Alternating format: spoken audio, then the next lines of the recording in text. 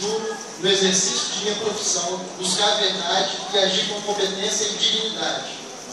Comprometo-me a atuar com destemor e lealdade em prol da administração da justiça e pugnar pela liberdade e o bem comum. Assumirei como forma maior de atingir esta tão sonhada justiça, defender a supremacia da Constituição, a intangibilidade dos direitos fundamentais da pessoa humana e repelir quaisquer práticas atentatórias à sua liberdade, pois sem ela não há direito que sobreviva, justiça que se fortaleça, nem paz que se concretize. Todos.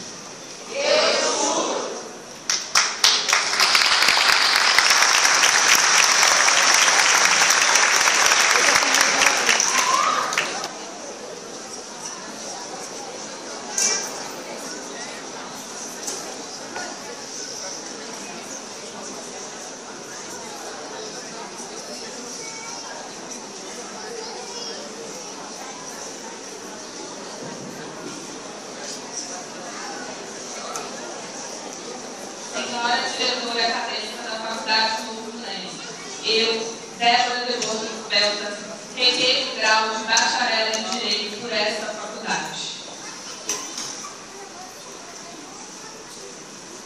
Defiro o pedido.